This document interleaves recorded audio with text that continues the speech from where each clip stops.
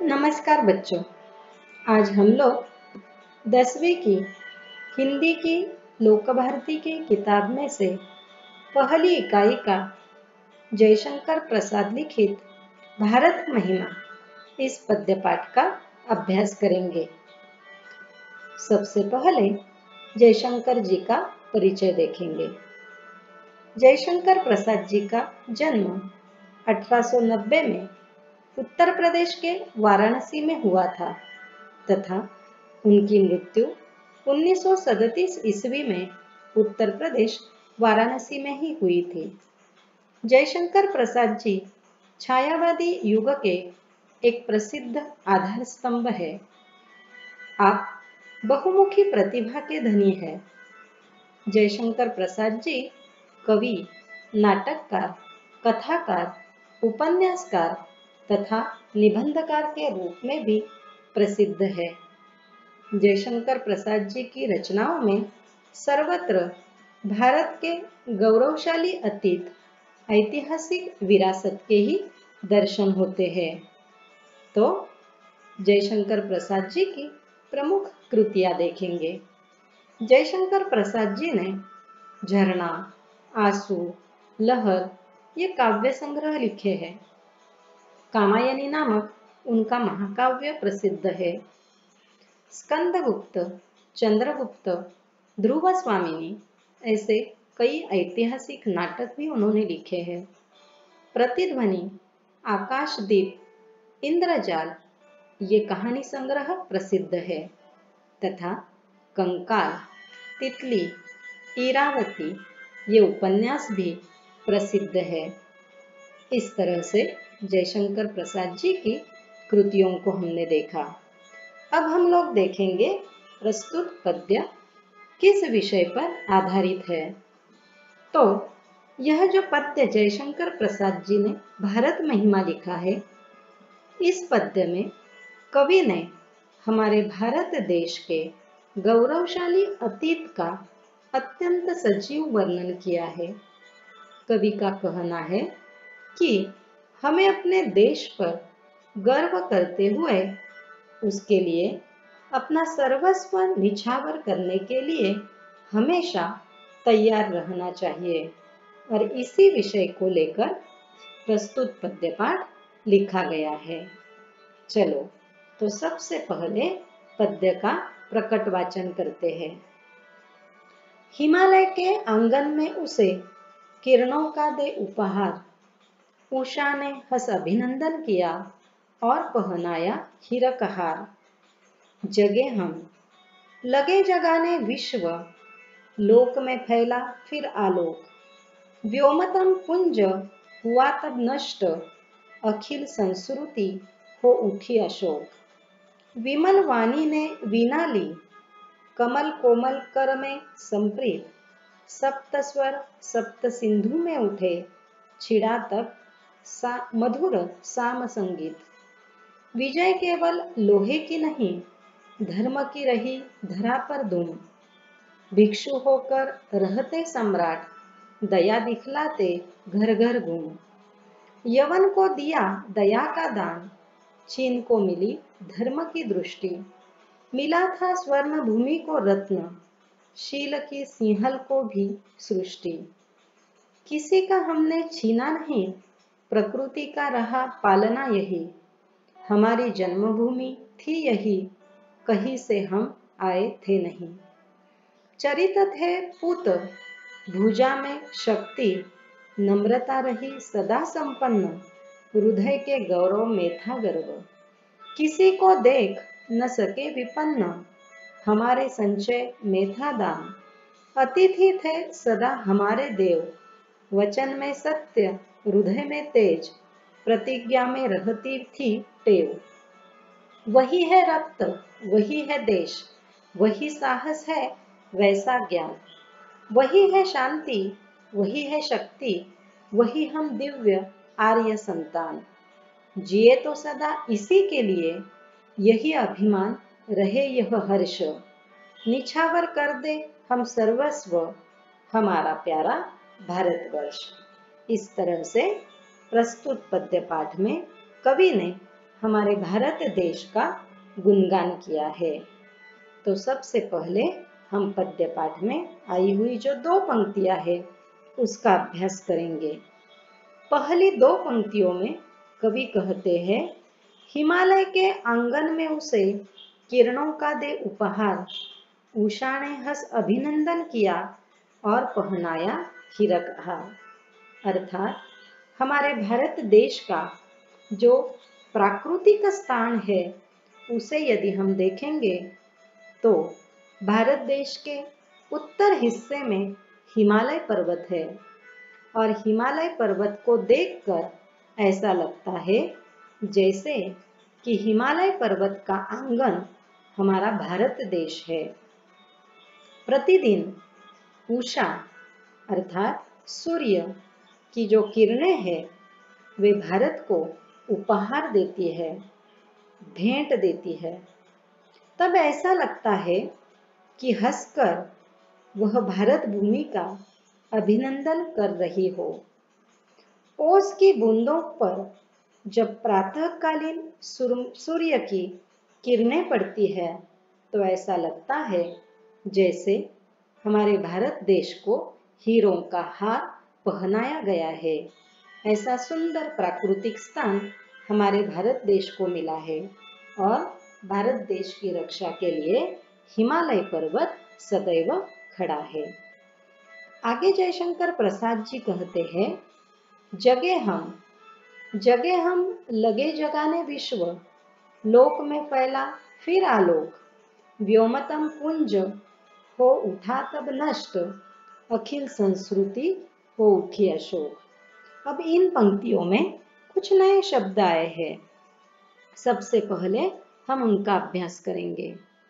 पहला शब्द है आलोक। आलोक का अर्थ है प्रकाश। अगला शब्द है व्योमतम। व्योमतम का अर्थ है अंधेरा। पुंज।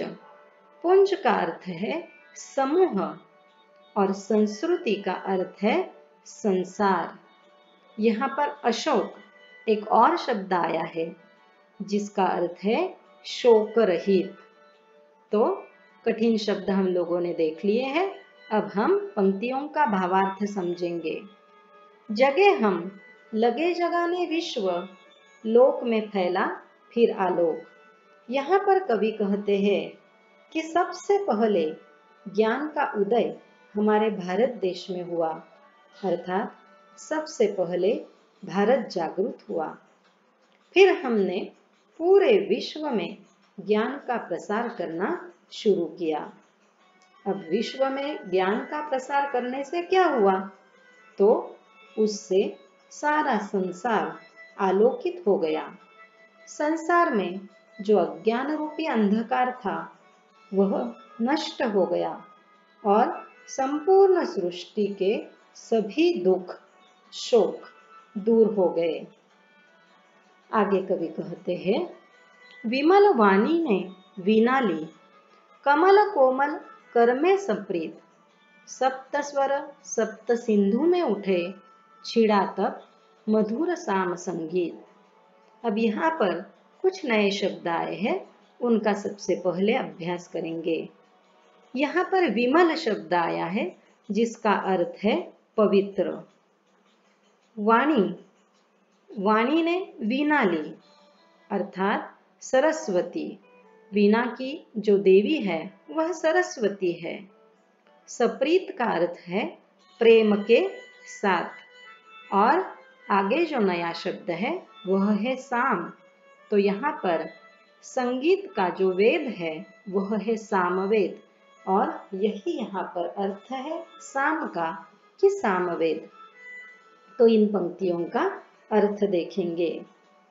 वीणा की जो देवी है अर्थात सरस्वती, उसने इसी पवित्र भूमि पर प्रेम के साथ अपने कमल जैसे कोमल करों में वीणा उठाई है। अर्थात सरस्वती देवी ने अपने हाथों में वीणा उठाई है और उसी की झंकार से अर्थात उसी की आवाज से सप्त सिंधुओं में सातों स्वरों का मोहक सरगम गूंजने लगा है और मधुर संगीत का जन्म हुआ है। इसी महान देश में संगीत के वेद अर्थात सामवेद की निर्मिति हुई है, सामवेद की रचना हुई है। तो यहाँ पर सरस्वती का वर्णन किया गया है। आगे कवि कहते हैं, विजय केवल लोहे की नहीं, धर्म की रही धरा पर धूम। भिक्षु होकर रहते सम्राट, दया दिखलाते घर घर घूम। यहाँ धूम यह नया शब्द आया हुआ है। धूम का अर्थ है हलचल।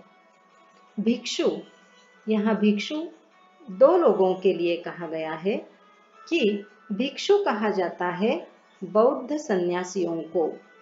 तो अब हम लोग इन पंक्तियों का अर्थ देखेंगे।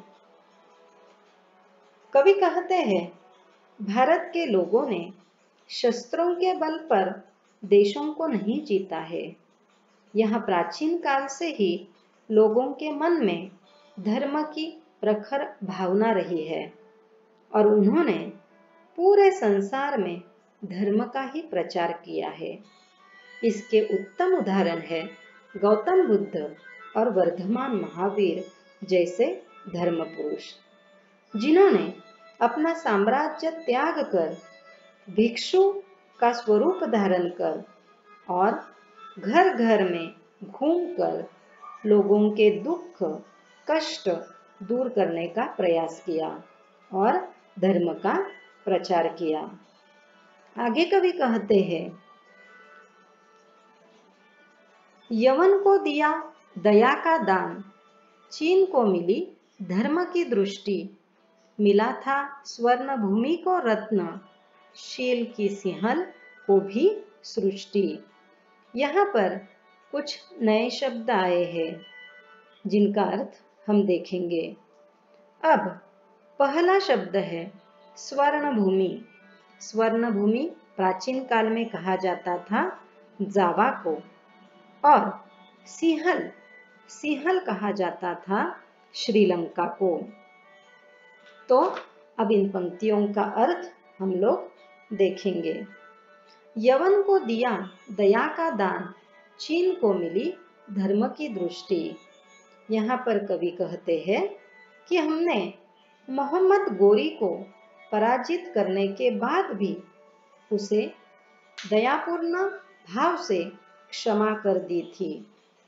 हमारे देश से ही चीन जैसे देश को धर्म की दृष्टि मिली है, क्योंकि भारत के महान सम्राट अशोक के पुत्र महेंद्र और पुत्री संघमित्रा ने बौद्ध धर्म के प्रचार के लिए चीन, स्वर्ण भूमि अर्थात जावा और श्रीलंका में बौद्ध मत का प्रचार किया था। जावा और श्रीलंका के लोगों को पंचशील के सिद्धांत भी हमारे भारत देश से ही मिले हैं। अब पंचशील के कौन से सिद्धांत है? तो अहिंसा, अस्तेय, अपरिग्रह, सत्य, ब्रह्मचर्य आदि तत्व चीन तक, श्रीलंका तक, जावा तक पहुंचाने वाले हमारे भारत के ही लोग हैं। आगे कवि कहते हैं, किसी का हमने छीना नहीं, प्रकृति का रहा पालना यही। हमारी जन्मभूमि थी यही, कहीं से हम आए थे नहीं। अब यहाँ पर कवि कहते हैं कि भारतवासियों ने कभी किसी की संपत्ति या किसी का राज्य छीनने का प्रयास नहीं किया है। हमें प्रकृति ने प्रत्येक वस्तु मुक्त हस्त से प्रदान की है, अर्थात बड़ी मात्रा में दी है। प्रकृति की हमारे देश पर बड़ी कृपा है। यहाँ की सारी भूमि शस्य श्यामल है, अर्थात हरी भरी है। हिमाच्छादित शिखर है, घाटियां, वादियां, सदा बहने वाली नदियां, झरने, फल फूल, संसाधनों से भरे पूरे जंगल, यह सारी अनुपम संपत्ति हमें प्रकृति ने दी है। भारत सदा से हमारी जन्मभूमि है। हम इसी देश की संतानें हैं। हम बाहर से किसी के स्थान से नहीं आए हैं और न ही यहाँ बाहर से आकर बसे हैं, अर्थात हम विदेशी नहीं हैं। हमने यहीं पर जन्म लिया है। आगे कवि कहते हैं, चरित थे पूत भुजा में शक्ति, नम्रता ही रही सदा संपन्न, हृदय के गौरव में था गर्व, किसी को देख न सके विपन्न। अब यहाँ दो नए शब्द है। पहला शब्द है पूत अर्थात पवित्र, और अगला शब्द है विपन्न अर्थात गरीब। तो चलो इन पंक्तियों का अर्थ देखेंगे। कवि जयशंकर प्रसाद जी यहाँ कहते हैं कि भारत के लोग सदा से चरित्रवान रहे हैं। हमारी भुजा अर्थात हमारे बाहुओं में भरपूर शक्ति रही है। भारतीयों में वीरता की कभी कमी नहीं रही, लेकिन वीरता होने के बावजूद भी हमारा भारत देश, हमारे भारतवासी हमेशा नम्रता के गुण को लेकर जीते हैं। हमने कभी अपनी उपलब्धियों पर अर्थात हमारे पास जो कुछ है उस पर घमंड नहीं किया है। हमने अपनी सभ्यता और संस्कृति पर हमेशा गर्व ही व्यक्त किया है। भारतीय लोग कभी किसी को दुखी नहीं देख सकते। दीन दुखियों की सेवा करने के लिए हम भारतीय हमेशा तत्पर रहते हैं। तो यहाँ पर भारतीयों का गुणगान कवि ने किया है। आगे कवि कहते हैं, हमारे संचय में था दान, अतिथि थे सदा हमारे देव, वचन में सत्य हृदय में तेज, प्रतिज्ञा में रहती थी टेव। यहाँ कवि कहते हैं कि हम भारतवासी जो धन या संपत्ति का संग्रह करते हैं, वह संग्रह हमेशा दान करने के लिए करते हैं। दानवीरता यह भारतीयों का गुण रहा है। हमारे भारत देश में अतिथियों को हमेशा भगवान का, देवता का दर्जा दिया जाता है। उन्हें देवता के समान माना जाता है। भारत के लोग सत्य बोलने को ही अपना धर्म मानते हैं और इसीलिए कहा जाता है कि भारतीय सत्यवादी हरिश्चंद्र की संतानें हैं। हमारे हृदय में तेज था, गौरव था। हम सदा अपनी प्रतिज्ञा पर अटल रहते थे। प्राण जाए पर वचन न जाए, यही हमारा जीवन मूल्य था। इस तरह से प्रस्तुत पदों में, प्रस्तुत पंक्तियों ने कवि ने भारतीय संस्कृति में जो महान गुण है उनका वर्णन किया है। आगे कवि कहते हैं, वही है रक्त, वही है देश, वही साहस है, वैसा ज्ञान, वही है शांति, वही है शक्ति, वही हम दिव्य आर्य संतान। कवि यहाँ कहते हैं कि आज भी हम भारतीयों की धमनियों में उन्हीं पूर्वजों का रक्त प्रवाहित हो रहा है जो सम्राट अशोक है, या हम कह सकते हैं कि वर्धमान महावीर है, या राजा हरिश्चंद्र है। आज भी हमारा देश वैसा ही है। आज भी भारतीयों में वैसा ही साहस है। भारतीय आज भी अपने ज्ञान के क्षेत्र में सबसे आगे है। आज भी हम पहले के समान शांति के ही पुजारी है। देशवासियों में वैसी ही शक्ति है। हम उन्हीं आर्यों की दिव्य संतानें हैं।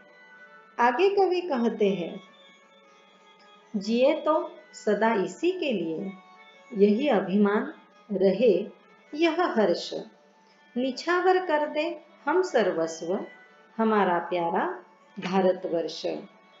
अंतिम दो पंक्तियों में कवि कहते हैं कि हम जब तक जिएंगे इसी देश के लिए जिएंगे। हमें इसकी सभ्यता और संस्कृति पर अभिमान है और हर्ष है कि हम भारत जैसी भूमि पर जन्म पा चुके हैं। यह हमारा प्यारा भारतवर्ष है और यदि कभी आवश्यकता पड़े तो हमें इसके लिए अपना सर्वस्व निछावर करने के लिए भी तैयार रहना है। अंतिम पंक्तियों में एक मुहावरा आया है जो है निछावर करना अर्थात अर्पण कर देना। तो निछावर करना का अर्थ है समर्पित करना या अर्पण करना। यहाँ पर कवि ने हम भारतवासियों से अपेक्षा रखी है कि जब भी इस देश पर कोई संकट आएगा तो अपने देश के लिए मर मिटने के लिए हमें तैयार रहना है। इस तरह से प्रस्तुत पद्य पाठ में कवि ने भारत का गुणगान किया है।